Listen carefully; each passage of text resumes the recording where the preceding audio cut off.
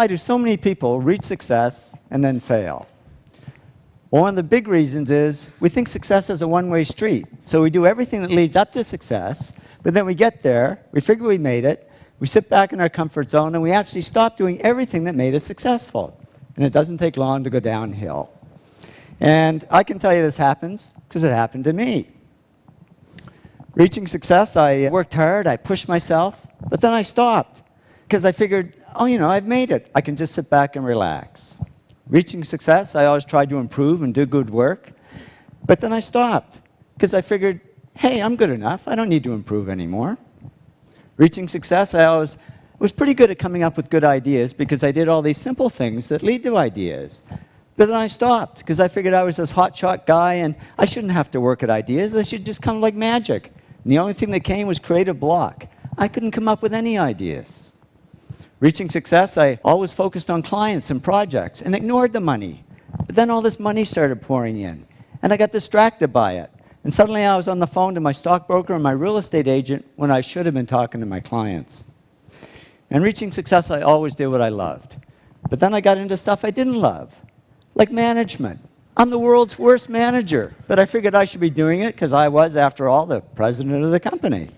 Well, soon a black cloud formed over my head, and here I was, outwardly very successful, but inwardly very depressed. But I'm a guy. I knew how to fix it. I bought a fast car. It didn't help. I was faster, but just as depressed. So I went to my doctor. I said, Doc, I can buy anything I want, but I'm not happy. I'm depressed.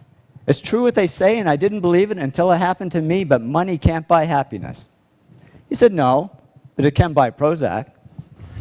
And he put me on antidepressants. And yeah, the black cloud faded a little bit, but so did all the work, because I was just floating along. I couldn't care less if clients ever called.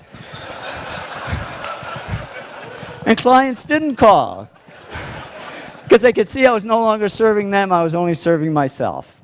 So they took their money and their projects to others who would serve them better.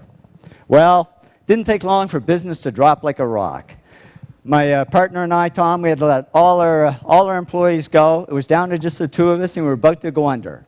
And that was great, because with no employees, there was nobody for me to manage. So I went back to doing the projects I loved. I had fun again, I worked harder, and to cut a long story short, did all the things that took me back up to success, but it wasn't a quick trip. It took 7 years. But in the end, business grew bigger than ever. And when I went back to following these 8 principles, the black cloud over my head disappeared altogether. And I woke up one day and I said, I don't need Prozac anymore. And I threw it away and haven't needed it since.